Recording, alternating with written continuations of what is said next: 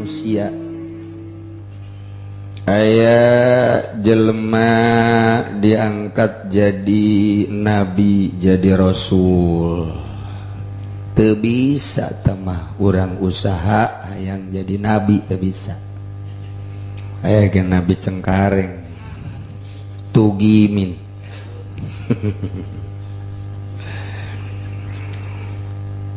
Aya jelema diangkat jadi nabi hungkul, moal bisa diusaha. Nabi mah langsung pemberian ti Gusti Allah Subhanahu ta'ala. Berat jadi rasul, berat jadi nabi.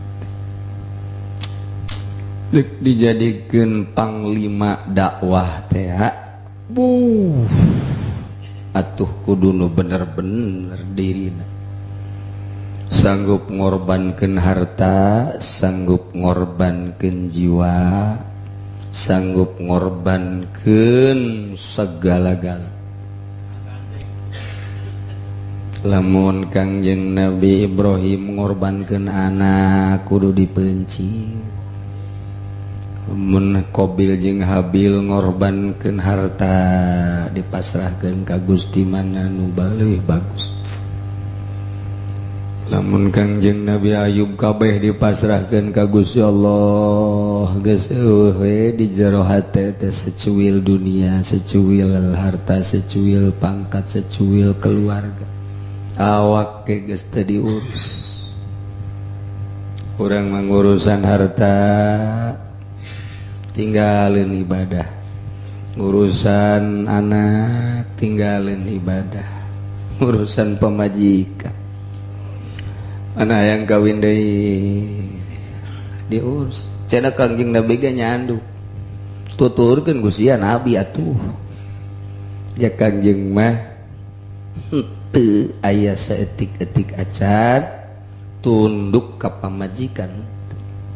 Ayo urang mapan urang nu usaha, urang anu mangeangankeun segala, tapi urang pan sieun ka pamajikan. Pan pangbelon-belon aja lemah itu. Urang. Duh, Gusti Allah. Teu bisa ngomong ku kumaha. Datang ka ulah di urusan awak, hartina ulah di urusan awak teh ya. Teu kaburu ngurusan awak, ngurusan roh bae. Kayak kitu bae teu diurusan awak, roh ge teu diurusan, tah mah edan beneran ngaranna atuh. Ieu mah teu kaburu ngurusan awak acan lantaran sibuk ngurusan batin. Sebab nu mantak teu kaburu tah ngurusan awak. Pikiran teh asa deuk paeh, asa deuk paeh, asa deuk paeh. Rencana hayang ieu itu. Hiji bae embung hate poho ka Allah. Embung awak digunakeun lain ka Allah. Awak memilu sebab ieu mah ukur wadah nu diwadahanana ruh di jerona aya qalb. Jadi teka buru tah ngurusan naon gitu ngaranna awak. Jadi sibuk ku ngurusan ruh baik. Gitulah cerita-cerita tentang para rasul, para nabi. Selesai nabi ditungtungan ku Kangjeng Nabi urang, Kangjeng Nabi Muhammad sallallahu alaihi wasallam. Nah ieu dilanjutkeun ku para wali-wali Allah. Mun lain ku wali moal beres atuh agama mah sebab nyana teh sambil menyelam. Kitu bae terus bae. Kadeleuna mah ku urang keur ngagungkeun ka Kangjeng Nabi horenganan hayang leuwihna. Eta teh panyakitna kos kitu. Kadeleuna mah luar biasa di panggung teh nyaritakeun Al-Qur'an, nyaritakeun hadis, horenganan di tukangeunna mah hayang kabeli ban. Ieu nu bahaya ge dakwah model kos kieu. Kabelah dituna mah kajen disumput-sumputkeun ge moal bisa sebab ke kadeleuna nyana aya di panggung. Hidup. Hidup. Kitu kan pun hidup. Eta melenceng geus tah. geus melenceng.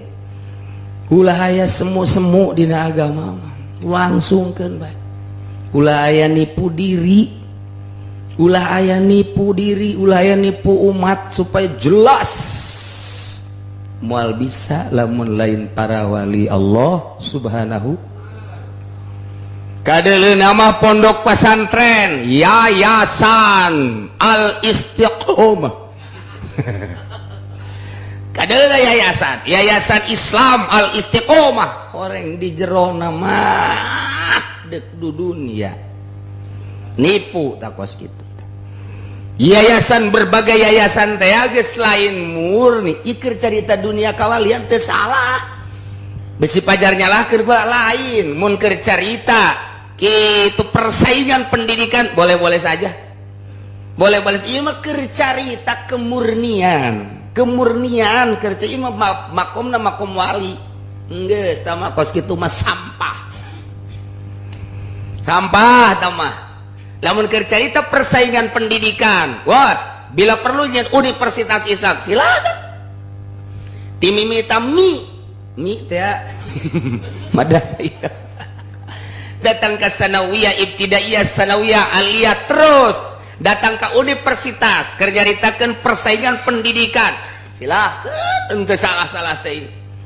Kejar ku urang mimiti bahasa ti mimiti bahasa Inggris bahasa Arab datang ke bahasa Jawa koeklos. Eta keur saeta persaingan. Ndek kumaha dakwahna lamun urang ka Jerman teu bisa bahasa Jerman. Ndek kumaha dakwahna mun urang ka Inggris teu bisa bahasa Inggris. Ndek kumaha dakwahna ka Amerika urang teu bisa bahasa Inggris Amerika. Beda Inggris jeung Inggris Amerika aya perbedaan setik. Adapun dina grammar nama sara ngan ngucapkeunana beda. Lamun bahasa Inggris asli mun ngadahar kurupuk eta kadengena kurang kekersekan. Eta Inggris asli eta.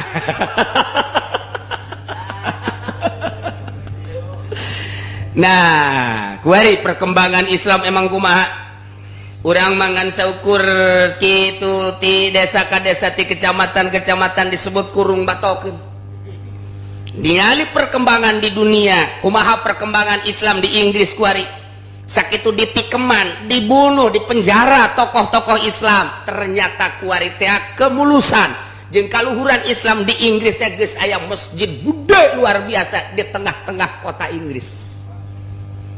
Di Belanda teh geus aya kuari mah tah. Masya Allah. Di Belanda sarua kejemnya luar biasa tapi terus bae tokoh Islam kuari geus aya majelis taklim di tengah-tengah kitu kota itu Belanda teh Holland.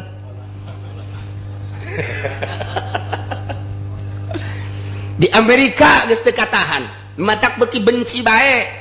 Negara-negara Eropa teh benci jasa kuari ka Islam. Sebab sakitu ditikeman dibunuh terus bae. Di Indonesia disingsieunna terus bae. Geus sabaranu dipenjara, sabaranu dibunuh. Sugan sieun teu biasa bae. Urang nu kadenge ku urang bae Amir Biki dibrondong dedet sugan sararieun teu biasa bae. Islam teh aya kos kitu tah Islam teh tah ieu teu waya paeh bae ieu jan henteu perang paeh bae. Jadi tenang hirup di Islam. Tak ieu di Amerika, di Inggris perkembanganna geus luar biasa. Nah, eta saha eta nu dakwah lamun lain nu bisa bahasa Inggris, panetan nu dakwah ka Inggris teh cikal bakal nama urang Habsyi. Urang Ethiopia jelema hideung ka dinya teh. Kulantaran jago jasanya na teh ibarat-ibaratkeunana tewak penjara. Meunang 3 tahun dikaluarkeun dakwah deui. Terus penjara deui kaluarkeun dakwah deui eureun ditembak bae geus ngabangun masjid. Di Amerika sarua bae kitu jeung kitu bae datang ka kuari. Ieu hasil peperangan Irak, orang Amerika balik kararuat jasa Islam nu kuari. Henteu diekspos bae kuari ka berbagai media padahal perkembanganna alhamdulillah. Tah eta teu meunang teh kos kitu teh tadi berita-beritakeun. Kok cenah kiai nyaho kamari ulin ka ditu. Sakedeung malah ka ditu neuleuh. Masyaallah. Sugan teh di mana Amerika horengan deket Cikupa aja. Pas itu berkembang. Diadu-adukeun ku Yahudi, diadu-adukeun ku Yahudi. Terus bae Islam. Kurang kumaha dek dileungitkeun di Indonesia. Mulai diyayasankeun secara zahir mah bagus, kuna saimbang, batin mah eukeur dikebiri. Supaya ulah bisa nyebut cau. Terus tokoh-tokohna diajak di partai supaya ulah bisa ngomongkeun Al-Qur'anul Karim. Tapi terus bae Islam per detik ieu Amerika ge bingungeun ka Indonesia. Terus baik dia teroriskan kuari kembali balik kuari nu teroris lah justru Amerika balik ke Amerika kuari kerancangan undang-undang nu aya di Indonesia hendak menyudutkan Islam teh bahaya geus datang kuari di Timur Tengah hati-hati Indonesia nu negor malah orang Timur Tengah ka Indonesia lain urang hendak menyudutkan orang-orang Islam supaya kieu ye engke Islam yang paling baik, Islam yang mengikuti aturan pemerintah, Islam yang paling baik, Islam yang selalu yes terhadap undang-undang Amerika. Itulah Islam yang paling bagus. Di Indonesia teh diterapkan undang-undang eta. Encan aya nu kumaha, padahal di DPR teh loba kiai, di MPR loba kiai. Geus nyahoeun nya eta kos kitu teh bakalna teh eta. Disekan di Amerika. Tah, tapi nu negara orang Timur Tengah, malah orang Mesir, malah orang Baghdad, malah orang Irak melalui kedutaan-kedutaan Timur Tengah nu aya di urang teh negor hati-hati ya da kumaha. Cih, urang mah di dia cicing-cicing bae, malah can nyaho-nyaho acan. Tah, ieu da kumaha teh? Ditegorna ku urang ditu, berarti luar biasa abong Nabi baheula ti ditu. Abong Rasul baheula ti ditu. Di ditu nu hati-hati. Malah kuari ngahinakeun ka Indonesia. Eta orang Malaysia secara zahir nyata teh salah, batin mah bener. Batin mah bener. Kenapa itu Habibie gitu-gitu? Kajian teh disalah-salahkeun ya emang jero nama kos kitu ieu sebenarnya mah. Tah, jeung urang luar negeri teh keur memperhatikan Indonesia aya naon meureun ku ari di Indonesia teh anu sabenerna mah.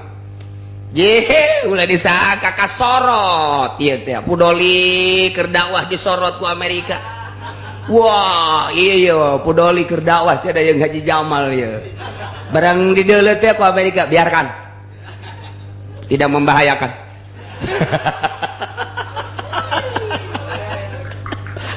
Geus kajawan ku Amerika teh. Satelit dunia Amerika teh geus dideuleukkeun ku ari kangisi-ngising ka deuleu. Baheula mah Ki Hasyim Muzadi ngobrol jeung kula. Begitu ngobrol jeung Kiai eta mantan kedutaan kitu Qatar Ki Hasyim kula ngobrolkeun nyaritakeun soal kos kitu tah asa percaya teu percaya ternyata kuari membukti nyata. Luar biasa perkembangan teknologi. Terus sieun Islam teu pernah aya sieun. Biasa bae. Kuari kanyahoan di satelit ya saha nu sok hudang ti peuting. Kanyahoan. Barang di dalam teh, wah Habib Rozak bangun malam nonton bola. Iya. Kayak apa? Ada dipresentasikan kekuatan Islam teh melalui zahir heula satelit. Atuh urang mah boga pikiran kos kitu lain-lain kakara kuari ja Amerika maneulekeun memeh urang aya kitu hese-hese amat sih. Di satelitan ku Amerika jatuh sieun-sieun acan dia urang mah sieun lagi ka Gusti Allah. Ja urang memeh aya ge Allah geus jahoeun geus deuleukeun ieu rempan-rempan teuing. Ja atuh ieu mah lain nang hayang urang aya ge nang Allah ngayakeunana. Nang Allah maksa aya sia, nang Allah maksa mondok sia, nang Allah ngayakeun ngaji sia, nang Allah ngayakeun hudang sia, nang Allah sekal tipis sia, nang Allah. Ya sia-sia amat atuh. Ulah sia-sia biasa bae. Biasa bae. Masya Allah. Nah, ieu rakaatun min alimin cek Kangjeng Nabi sarakaat ti ahli makrifat ka Allah leuwih utama tibatan 1000 rakaat. Onceng 1000 rakaat datang ke dadas tarang hidung 1000 rakaat teh lekuk deui asana di dieu macan nyarang aya ban 1000 rakaat 100 encan 100 50 encan 20 encan keneh 10 lamun aya nu mayar teh ge 10 ge encan keneh bae masyaallah kari Is 2 rakaat ahli ma'rifat berbanding leuwih utama tibatan 1000 rakaat. Ya Allah ya Karim. Zikir hiji la ilaha illallah hiji dibandingkan jeung 1000 zikir duteung ngarti ka Gusti Allah beratan nu zikir hiji. Terus bae mah rakaatun teh rakaatun min alim atuh zikirna maca Qur'anna sok buala rupana sodakohna pokona ngabandingna leuwih tibatan 1000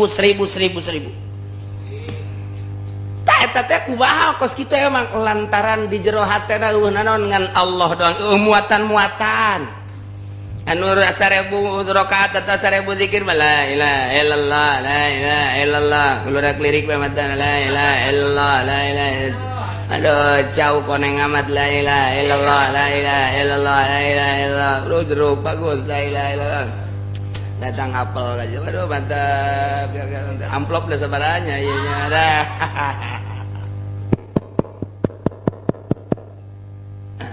amplopna sabaraha aja kita ieu tah geus nguji-nguji kok benerkeun coba ieu saha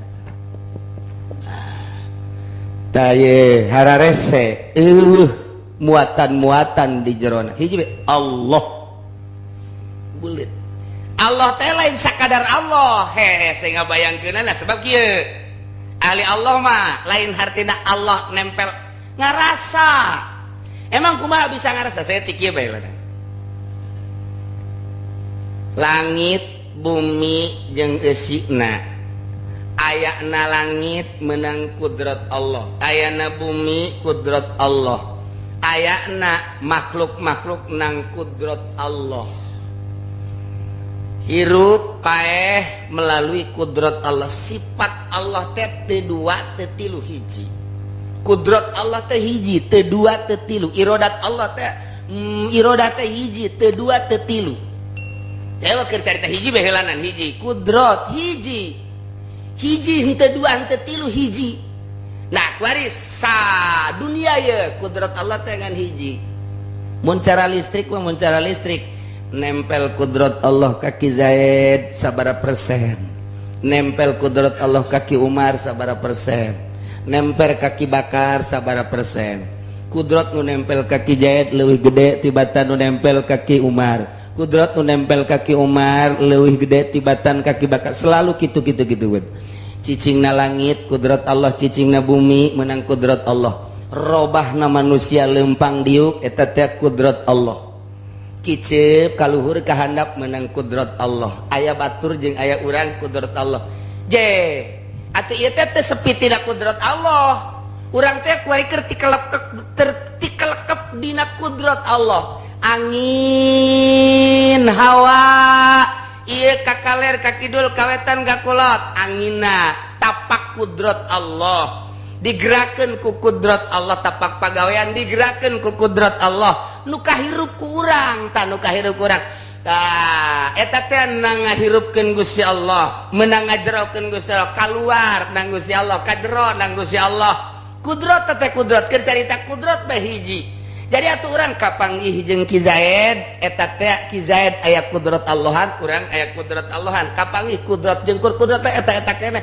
berarti sarua jeung kapanggih jeung Allah kapan kudrat teh sifat Allah pan sifat mah moal pegat moal pecat tina zat moal pecat tina zat berarti aya kudrat teh aya zat Allahan ngan heula moal ka harti zat Allah mun can ka harti sifat lantaran dina sifat eta ke bakal nempel dina pagawean Allah tapak pagawean Allah teh kasifatan ku kudrat Allah na zat Allah teh aya nu sabenerna mah di mana ayana cak sompralna mah di sia aya Allah cak sompralna mah tah di dieu aya kudrat aya Allah pan kanyawan aya Allah pan aya kudrat jadi urang kapanggih jeung batur teh kapanggih Allah jeung Allah tereh murtad ye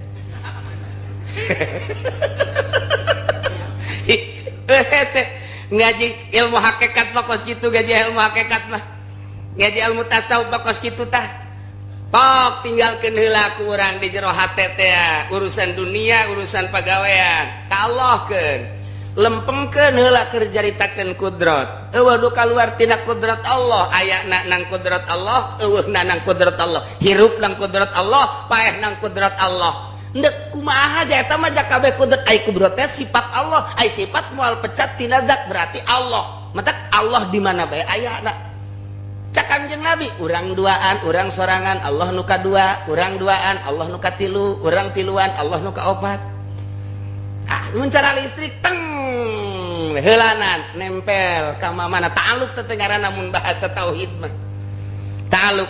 Nah si Kizair mah dibere kudrat teh gede hiji tanagana luar biasa wawanenan luar biasa ketika gelut di medan laga perang wah gagah jasa kos Khalid bin Walid kos Hamzah gagah luar biasa kudrat Allah na nempel di dinya hakikat nama lainnya anak eta nunggupat ngapitkeun pedang teh Gusti Allah teh nu matak dek mana aya nu dia sesali jamal aya eueuh nu kudu dia sesali jak kabeh ge kudrat Allah keur hiji kudrat bae taluk lang ke kudu urang nyaho taluk irodat kudrat ngan kabeh ge kang patalukna teh ieu teh kana nu mungkin Allah mah teu katalukan ku kudrat.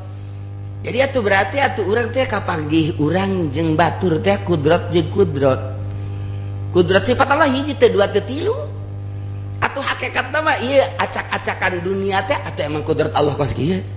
Nah, mulai kuari takdir berarti kudrat teh eta teh kakawasaan Allah. Allah Maha Kawasa. Qadir berarti lantaran nyanalah anu utar atur takdir ka urang. Urang jadi jelema kos kieu sakieu per detik ieu geus aya takdir Allah sakieu isuk wallahu alam kumaha.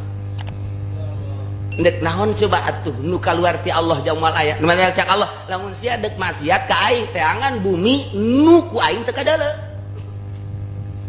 Anu kaluar tina kudrat aing. Los teh angan ku sia tuh. Ai sia nu kadu kotok bae mah. Ayo. Dek kumaha coba? Tah.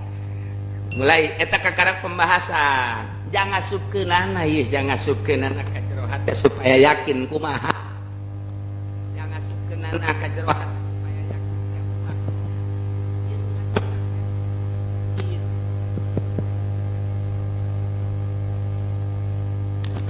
kumaha nu ngaturna teh kudu guru mursyid.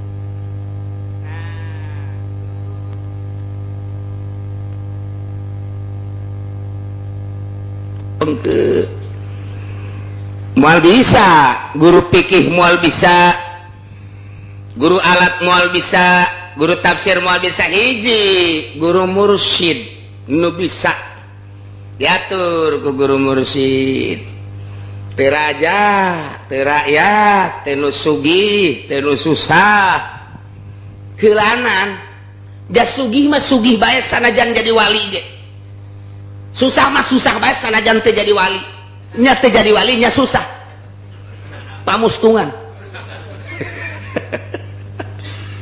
Sayyidina Abu Bakar Siddiq sugih wali Masya Allah berbagai-bagai Syekh Abdul Qadir sugih jasa wali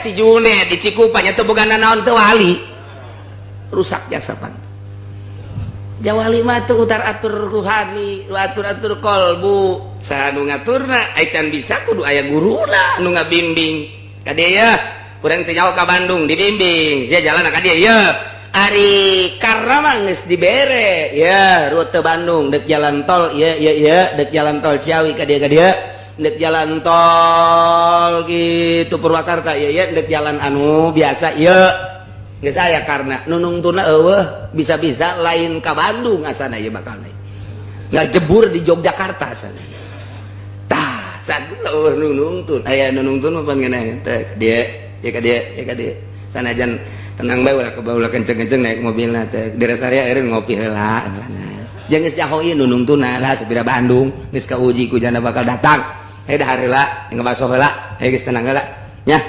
geus tah dadahar di dinya ngabaso segala rupa ya ketenang heula aing deki heula beres kiri bae nya tinggalnya anu mayar bantah tah eta teh Bandung teh gitu kudu nyahoeun ka Allah dia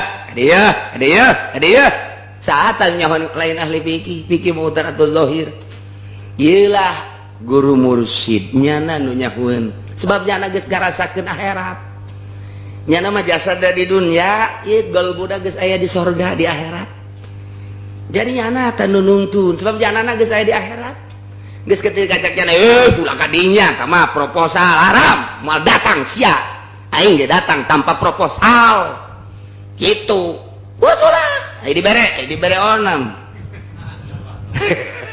siapa dicokot bae kekartik we nya menghayang jasa tah eta kos karar itu tah ieu kadinya ulah ka dieu ulah terus dimurni-murnikeun kolbu teh dimurni-murnikeun takang geus aya Allah doang di jero hate kumaha tah salatna teh lain sorangan eueuh lantaran kudrat Allah anu ngarobahkeun urang Allah nu mantap ulah waka ngaji batin lamun pikih can beres sebab lawan engke pikih teh leungit teh lain berarti teu make eueuh pikiran kana pikir Allah geus ieu mah berjalan dengan sendirinya Allahu akbar Allah Allah eta mah geus nu kos kitu teh geus jalan ka cai geus teu kudu diinget-inget geus terbiasa tah mah kuari mah ngingetkeun keur aya dina takdir Allah nangtung teh ieu teh ku Allah ditangtungkeun ruku ku Allah dirukukeun ngan lain boga pikiran kos kitu lain tah mah hayang atuh ngaranna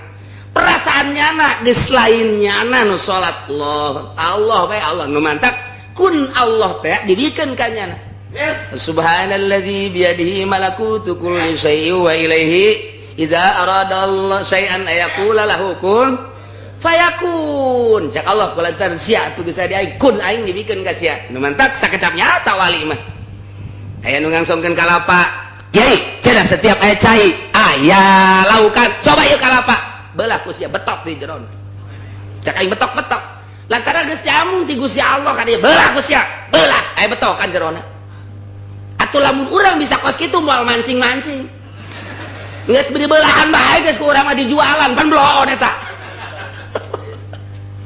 eta kos kitu kiai lantaran sakecap jata jasa ieu naon nu diomongkeun percis jasa lah coba ku aing diisin-isin ieu wali ya kiai ya aya jawara bangke ucing ditedeun dihandap dikubur kemudian dicayan di rata-rata undang kiaina pertanyaan eta kiai coba eta tadi dihandap sama kiai naon eta di jerona buka begitu dibuka oh maruhmu ieu mah jeung base di jerona belut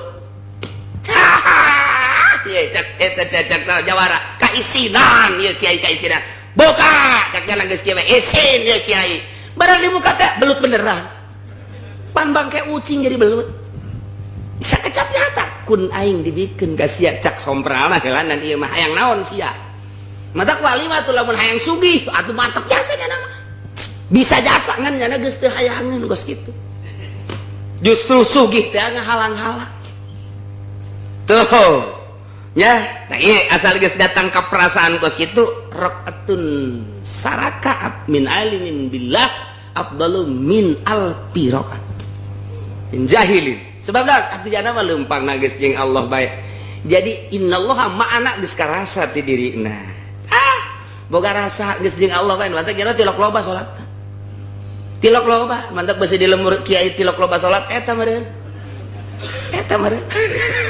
jadi jangan ngerasa kayak nikmat cicing tilok robah nginahin robah teh berubah ke perasaan batin cicing nikmat teh keur nikmat teh keur jeung Allah mun nangkarak mun nangkub cicing nikmat perasaan jeung Allah ini saya jaritakeunana tak mau orang menyaritakeun nikmat urusan perasaan ka Gusti Allah hese ngomongkeunana sebab hese nyaritakeunana lain dahareun lain inuman perasaan tah mah tak ieu lah jelema geus jadi ahli Allah model kos kitu nya nama cicing neuleukeun kanu zikir neuleukeun kanu salat geus aing nyebutkeun ambrang mah tuh henteu ngan bae ngan encan datang kanyahoan kenu datang maka jahoan tak iraqatun min alimin billah afdalu min alfi raqatin min jahilin billah tah kumaha engke tahapan-tahapanana manusia teh dibere tahapanana ku Gusti Allah sesuai jeung batinna disesuaikeun jeung batin tahapanana datang ka mana di dinya tahapanana datang kadinya didinya batin datang kadinya didinya mulyana batin datang kadinya didinya mulyana nu mantap teu bisa kuari diulah-ulah Muhammadiyah nggak ulah-ulah menghormati ulama sebab manusia takut musyrik moal bisa lantaran jelema dimuliakeun ku jelema teh aya batinan anu hese dibahas aya kolbu aya ruhani sir nu hese dibahas hese teh mah ngabahas eta mah tita ulah dihormat ge ka Kangjeng Nabi geus ulah cium tangan jasa sarua manusia teu bisa tetep bae sieun bae hebah bae ka sahabat ulah menuhankan manusia teu bisa lain nuhankeun urang teh luluh sorangan nang Gusti Allah sebab nyana boga darajat nyana boga makom di dinya nyana aya makomna urang henteu dititah ieu ku sasaga titah cium tangan urangna hayang cium tangan sorangan teu dititah kudu menghormati bila perlu mah sujud mun dimeunangkeun ngan teu meunang ulah sabenerna mah cium tangan ge ulah komo ruku jeung sujud mah tamah haram murtad ngan teu karasaeun nyana sebab nyana teh ieu keur ngabuktikeun martabat si eta jelema meunang Gusti Allah disesuaikeun jeung martabatna jelema teh ngahormat teh aya Allahan di jerona tak lamun Muhammadiyah kurang dicaritakeun kos kitu kakarak nyai-nyaian ja lain nyaring jalan lain ngahormat ka jelemana ngahormat ka ruhna teh geus Allah-Allahan bae ngan hese nyaritakeun anak Allah ngaloyogkeun seperti kitu teu bisa diulah-ulah teu bisa dikondisikeun teu bisa eta mah dikondisikeun supaya kabeh carium tangan ai embung mah embung hate embung mah aya awas hati-hati itu aya jelema gede di itunya aya bupati urang kudu cium tangan kabehan urang tita cium tangan ka bupati jadi najis Allahan aya ge korupsina di jerona tapi aya jelema ahli Allah teu dititah deui nyana daek cium tangan nyana daek diparentah nyana daek ku baula lain ka nyana mah sapira nyana mandi ge tilok sapira nyana jelema cumplang-campling cuman ruhanina aya Allahan sedangkan urang kapan nyembah ka Gusti Allah sujud ka Gusti Allah ieu jelema deukeut ka Gusti Allah di jerona aya Allahan teu karasa urang teh ngahormat ka nyana jalain ka jelemana aya nu dikandung di jetah martabat eta teh dibuktikan ti jelema-jelema embak lamun aya jelema norekat guruna nganyahokeun si eta rada jadi norekatna aya tanda ngan mau dicaritakeun lamun aya jelema norekat melalui menuju hakikat jadi ka henteu atuh kajawan aya tandaan kajian teuing 10-an bareng ya sieu mah jadi kanyahoan ku guruna aya tanda kahiji eta cirina tanda kadua eta cirina tanda katilu eta cirina ngan moal dibejakeun moal aya ngan nyaho we si guru teh jadi teu budak mulai endek jadi aya tanda ningali tina reaksi manusia kos kitu kadinya si eta kitu tahapan-tahapan aya tanda-tandana tak eta teh geus moal bisa dibohongan bae kahiji tanda pertama kakarak diangkat ku Gusti Allah deuk ner-neran nyana teh dina thariqah kakarak deuk ner-neran aya tandana eta cirina geus dibejakeun dina kitab ciri kahiji kitu bakalna ciri kadua kitu ketika naik jadi wali eta tandana nu matak jelema bisa ngomongkeun nu ahli Allah mah wali keur kaceplosan ngomong atuh aya tandana atau ayat tanda geus moal kasaliru kajen kumaha ge moal kasaliru geus aya tanda 9 tanda kewalian aya di jelema memeh diangkat jadi walina kakaraknyana mulai dek susulukan bae ge geus lain deui dina larangan-larangan aku nyana dijauhan perintah-perintahna kumanehana dilaksanakeun bari ikhlas teh geus ayaan lain deui jasa tanda kahiji eta encan jadi wali kakarak dek mengarahna lempeng mengarah dek lempeng sulukna memasihkan jauh kene geus aya bakalna reaksi geus aya reaksi teu bisa dibobodo jeung teu bisa dikondisikeun kos kitu bae ke tahap kadua ke tahap katilu kakarak mulai dek naik kanyahoan terus ka ditu da makom ieu kanyahoan nu mantep nyaraho wali situ wali pancena layaripul wali ilal wali berarti sia eta ngomongkeun itu wali nyana ge wali ulah loba omong siapa-siapa bae sebab dicaritakeun ge moal kaharti aya Allahan di jerona geus datang ka mana tata kagedean Allah nu aya di jero hate manehanana kagedean Allah kamulusan Allah kabersihan Allah nu aya di hatena kadeuleuna di mana dina reaksi-reaksi jeung aya tanda-tandana bae engke bakal aya tanda-tandana tah eta teh jelema ngahormat ka dinya sesuai jeung martabatnya anak diulah-ulah gitu mal bisa kajian kuku make di zaman Belanda mapan kafir tapi tetep bae ngahormat. Gus Dur berhadapan jeung Kristen ngahormat bae. Buddha berhadapan jeung Gus Dur ngahormat bae. Geus puguh kiai mah di luar mah ngomongkeun Gus Dur buta lah. Gus Dur kitulah dihareupeun mah. Hehehe da kumaha? Teu bisa dibohongan. Aya Allahan di jerona nu hese dibahas. Di luar mah kiai diomongkeun anu lah deukeutan coba ge. Tek datang ke kuat bagaimanehana. Tek datang ke wani bagi dek ngomong naon. Makin ngomongkeun makin dihareup makin sieun. Lantaran naon? Berontak di jero nur ilahi na kamanehanana sieun bisa ngagadeprek di hareup. Teu saeutik jelema nu ngomongkeun ahli Allah, ndek ngomongkeun macam-macam di luar mah, di hareup mah. Ngan teu jadi tape roa. Moal kuateun mantap. Naon kitu karena berjuang lamun lain ahli Allah moal bisa. Moal bisa di luar diomongkeun bae ku saha bae diomongkeun harepan moal bisa kukumaha teu kudu ngomong ahli Allah mah nur ilahina nu berontak jada diberesieun teh lah nu mata kafir teh diberesieun ka Gus kafir teh diberesieun ka Kangjeng Nabi kafir teh musuh diberesieun ka para sahabat kafir teh ngan saukur 3.000 Khalid bin Walid ngalawan 70.000 menang jauh seadang-adang sabaraha persentasena tapi menang perangna ci kunaon eta diberesieun kafir datang balik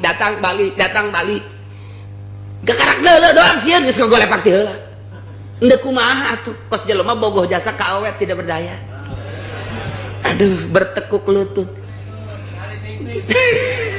kuat jasa apapun kepunyaanku akan kuberikan kepadamu aduh hatiku luluh di hadapanmu eta kos kitu ya sinar ilahi nur ilahi itu menang macam-macam sebab nyanana geus disogok moal bisa komoleutik geus teh dibere sakitu bae teh dibere sakitu bae nyana mah ieu diomongkeun tilok ngomongkeun deui dibenduan tilok bendu deui da kumaha atuh dibere sakitu teh dibere sakitu lantaran nyana geus make konsep Allah jamere teh lain jang nyana nu untung nu mere geus kitu bae teh hese jadina geus dibere sakitu teh dibere teu ngomongkeun hese atuh kajian kukumaha ge di luar ngomongkeun sadadak hareupan tek datang ka wani ngomong bagi nyanana teh nyaona naon nyanana mah cuma naon nur ilahi nu berontak ngancam ka dirina nu mantap aya bae istilah katulah eta bahasa katulah teh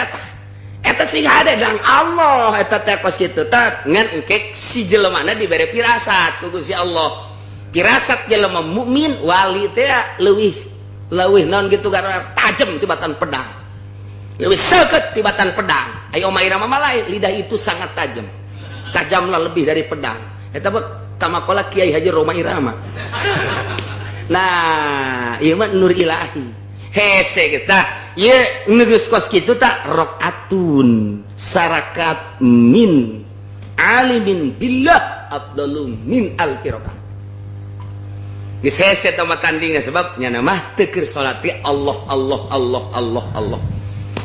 geus teu melu nya mah urusan zahir mah teu kaburueun hiji bae besi leupas ti Allah tah mantap urang nyaho bae jelema bodoh mah paeh teh paeh bae jelema pinter ka Allah moal aya paehna nya mah sebab keur hirupna dia teu eureun-eureun ka Gusti Allah paeh so teh zahirna doang rohna mah Allah-Allahan bae terus teu paeh ahli Allah mah ngan pindah doang sebab keur hirupna ge Allah-Allahan bae nu bodoh mah paeh teh modar tapi ahli Allah mah paeh teh jasadna hungkul rohna mah tetep Allah bisa ku urang dihadiahan ya Sultan Aulia Allah Syekh Muhyiddin Abdul Qadir Al-Jailani datang aya naon sia Syekh Abdul Qadir mung urang maneh Abdul Qadir orang pondok tukang lauk bisa hadir Syekh Maulana Hasanuddin teu paraeh henteu jelema aya tempat khusus tempat para wali Allah tempat para solihin khusus tempat para ulama khusus tempat ditempatkeun ku Gusti Allah roh teh tempat-tempat mah nah nu kakalayangan ka mancanagara ieulah jelema nu diangkat jadi wali Allah hayang ka mana bae nu mantap ka Mekah ih kapangi tuh ka Cikupa ji aya di nu ngora lain deui eta mah roh Masya Allah, iyalah rakaatun nya min alimin billah ika karak sakadar skema-skema na hungkul digambar-gambarkeun seperti gitulah. Nah lamun berangkat di awalna ieu nu leuwih hese urang geus jaritakeun jadi nama babari. Tah jadi rumus namun berangkat da eta make makom ieu make hal. Nah ieu nu kurang dek diaji ge wal narji ila ma kunna bisodadihi minal isyarah. Urang balik ge karena pembahasan nu kurang keur dibahas nyata tidak isyarah tentang hal fanaqulu wallahu a'lam.